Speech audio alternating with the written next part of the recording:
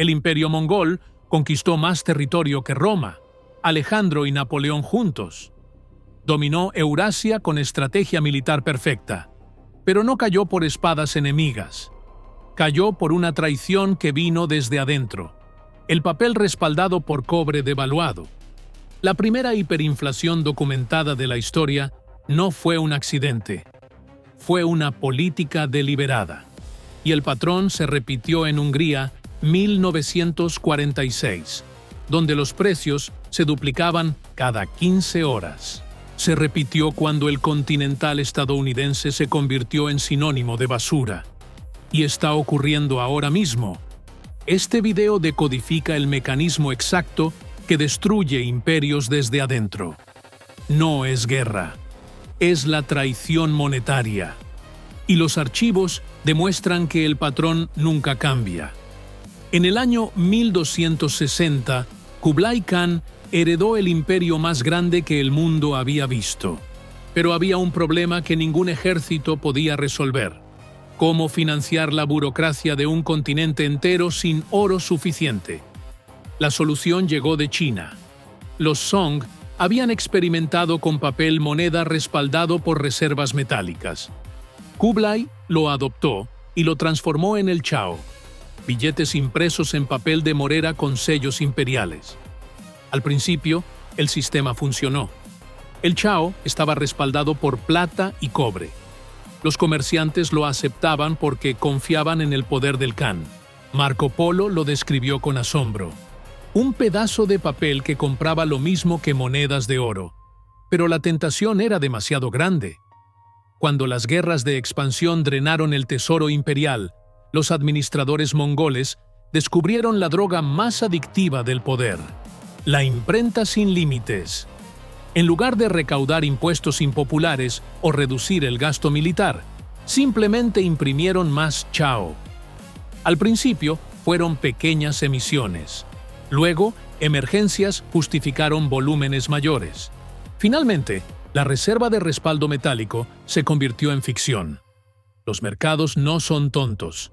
Cuando la cantidad de Chao se duplicó, luego se triplicó, los comerciantes comenzaron a desconfiar. Un Chao que antes compraba 10 bolsas de arroz, ahora compraba 5. Luego 3. Luego ninguna. Los vendedores exigían plata real o rechazaban el papel imperial. La economía del imperio más poderoso de la Tierra comenzó a convulsionar. Para el año 1300, el Chao había perdido 99% de su valor. Las reservas imperiales de cobre y plata habían desaparecido en campañas militares fallidas y palacios de lujo. Lo que quedaba era tinta sobre papel de morera sin respaldo. Los mongoles intentaron forzar la aceptación mediante decretos. Ejecutaron a comerciantes que rechazaban el Chao. Pero no se puede ejecutar a toda una economía. El veneno monetario se infiltró en cada tejido del imperio. Los soldados recibían pagos en papel sin valor. Las pensiones de funcionarios se evaporaron. El sistema de graneros estatales colapsó porque los agricultores se negaban a vender cosechas por basura impresa. La infraestructura que había mantenido unido al imperio comenzó a desintegrarse. No por invasión extranjera, sino por traición desde el tesoro imperial. La hiperinflación del Chao no fue solo un problema económico. Fue una enfermedad social que destruyó la legitimidad del poder mongol.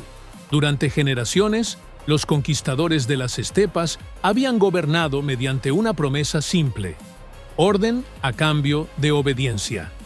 Pero cuando el dinero murió, el contrato social se rompió. Los registros de la dinastía Yuan documentan el caos. En las ciudades, los mercados formales desaparecieron.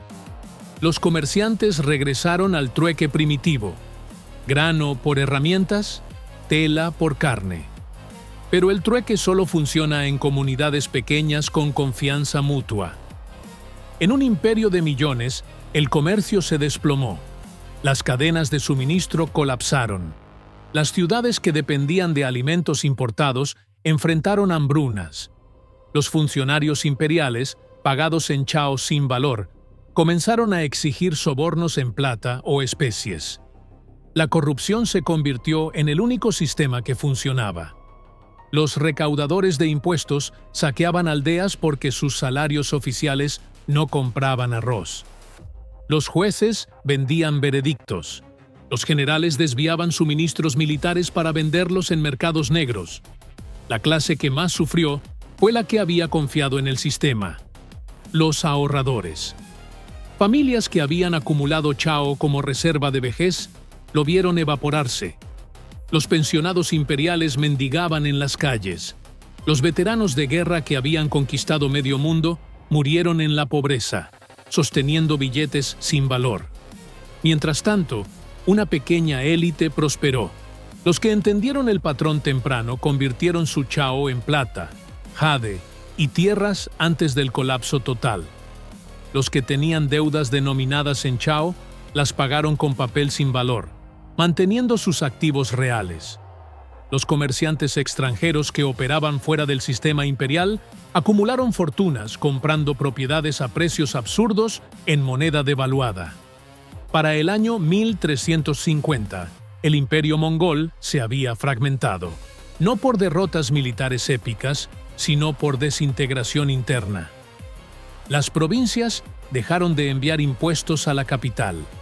Los ejércitos se disolvieron. Las rebeliones locales, alimentadas por la desesperación económica, barrieron China. La dinastía Yuan cayó no con un grito de guerra, sino con el silencio de mercados muertos y la amargura de una población traicionada por su propio dinero. Los historiadores tradicionales atribuyen la caída mongola a la asimilación cultural o a la resistencia china. Pero los archivos financieros cuentan otra historia. El imperio más grande de la historia se suicidó mediante la imprenta sin respaldo. El Chao mongol no fue un accidente aislado. Fue el primer ensayo documentado de un mecanismo que se repetiría a lo largo de la historia con precisión matemática. Cada vez que un gobierno descubre que puede imprimir dinero sin respaldo, la tentación se convierte en adicción. Y cada adicción termina en el mismo destino. Hungría 1946 llevó el patrón a su expresión más extrema. Después de la devastación de la Segunda Guerra Mundial, el gobierno húngaro enfrentó la misma elección que Kublai Khan: reconstruir mediante austeridad dolorosa o imprimir para cubrir el déficit.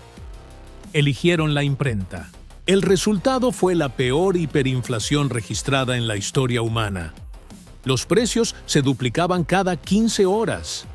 La tasa de inflación diaria alcanzó el 414%. El pengo, la moneda húngara, perdió tanto valor que el gobierno tuvo que emitir billetes de 1.000 trillones. Las escenas eran idénticas a la China mongol: mercados cerrados, trueque primitivo, ahorradores arruinados. Las amas de casa corrían a gastar su salario en minutos porque esperar una hora significaba perder la mitad del poder adquisitivo. Los billetes se usaban como papel tapiz porque valían menos que el papel en blanco. La economía húngara regresó efectivamente a la edad de piedra mientras la imprenta funcionaba sin parar. Estados Unidos experimentó su propia versión durante la Guerra de Independencia. El Continental, la primera moneda fiduciaria estadounidense, se imprimió masivamente para financiar la guerra contra Inglaterra.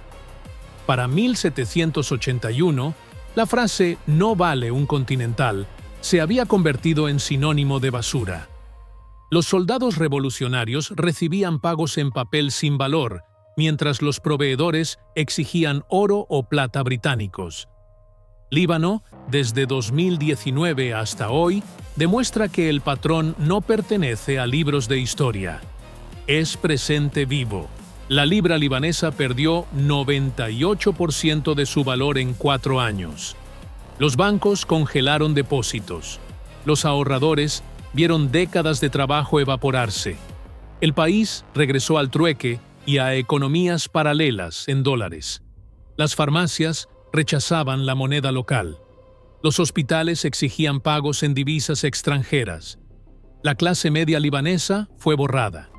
El mecanismo es siempre el mismo. Primero, una crisis justifica la expansión monetaria. Luego, la expansión se normaliza. Finalmente, la confianza colapsa y el dinero muere. Los imperios mongoles modernos no llevan armaduras, llevan trajes y operan bancos centrales. Pero el veneno que inyectan es idéntico.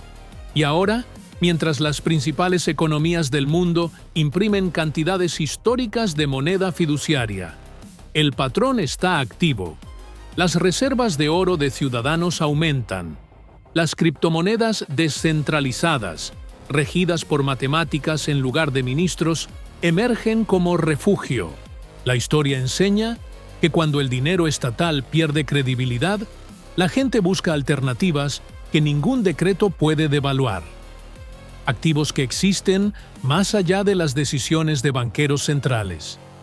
Formas de valor que responden solo al código, no a las coronas. La historia financiera revela una verdad brutal. En cada colapso monetario hay dos grupos: los que entienden el patrón antes del colapso y los que lo entienden después. La diferencia entre estos grupos determina quién preserva su patrimonio y quién lo pierde todo. Los perdedores son predecibles. Son los ahorradores leales que confiaron en el sistema hasta el final. En la China mongol, fueron las familias que acumularon chao creyendo en la promesa imperial. En Hungría, fueron los pensionados con cuentas bancarias en pengos. En el Líbano moderno, fueron los depositantes que creyeron que los bancos protegerían sus ahorros. Todos compartieron la misma fe, que el gobierno honraría su dinero. Todos perdieron. Los ganadores entendieron tres principios atemporales. Primero, la deuda denominada en moneda que colapsa es un regalo. En Alemania, 1923, Hugo Stinnes construyó un imperio industrial mediante el Stinnes Effect. Tomó préstamos masivos en marcos antes de la hiperinflación. Compró fábricas, minas y activos reales. Cuando el marco colapsó, pagó sus deudas con papel sin valor, pero manteniendo todos los activos físicos. Convirtió la destrucción monetaria en la mayor transferencia de riqueza de la historia alemana. Segundo principio: los activos reales sobreviven cuando el papel muere.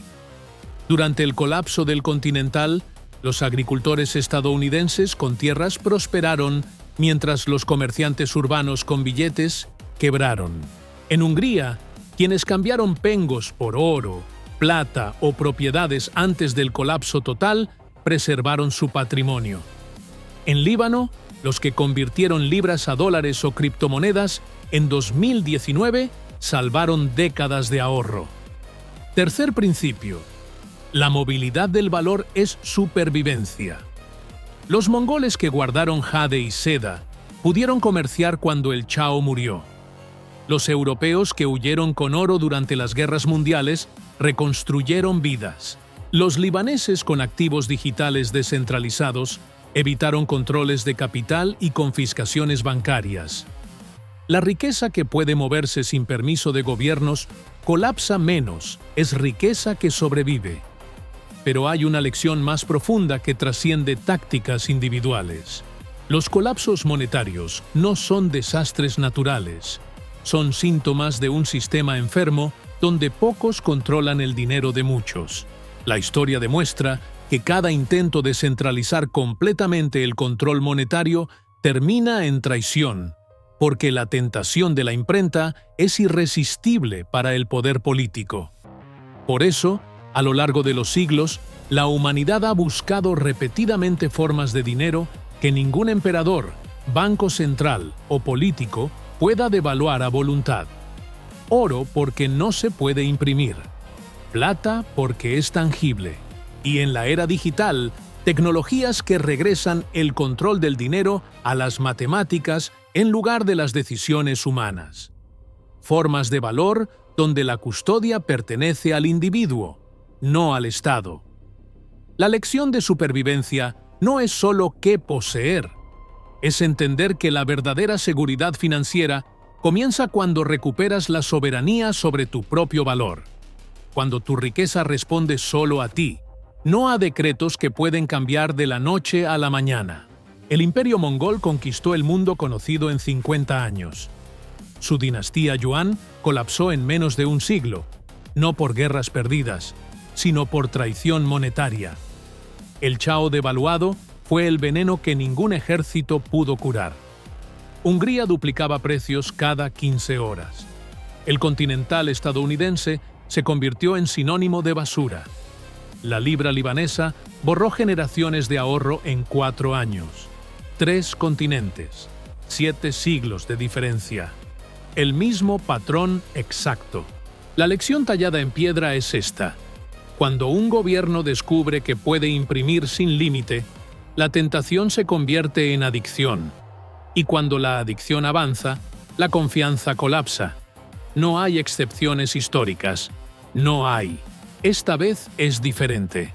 El mecanismo es inmutable. Los archivos financieros revelan quiénes sobreviven. No los leales al sistema, sino los que entienden que la verdadera riqueza existe en activos que ningún decreto puede devaluar. Tierras que producen, metales que perduran, tecnologías descentralizadas donde el control regresa al individuo. La historia enseña que la preservación comienza con la autonomía, con la custodia de tu propio valor. Hoy, mientras los bancos centrales globales expanden sus balances a niveles nunca vistos, el patrón está activo. Las señales son idénticas a las que precedieron colapsos históricos. La diferencia es que ahora tienes los archivos, tienes la advertencia, tienes la elección. La historia no se repite, pero si la ignoras, te aplastará de todos modos. El Chao mongol comenzó como papel respaldado por cobre. Terminó como confesión impresa de traición imperial. Las víctimas fueron los que creyeron hasta el final. Los vencedores fueron los que actuaron cuando las señales aún eran susurros. Las señales ya no son susurros. Si este análisis de inteligencia histórica amplió tu perspectiva estratégica, suscríbete a El Archivo Financiero. Cada semana decodificamos patrones que los libros de historia ocultan y los gobiernos prefieren que ignores. Las respuestas están en el pasado. La protección está en entenderlo.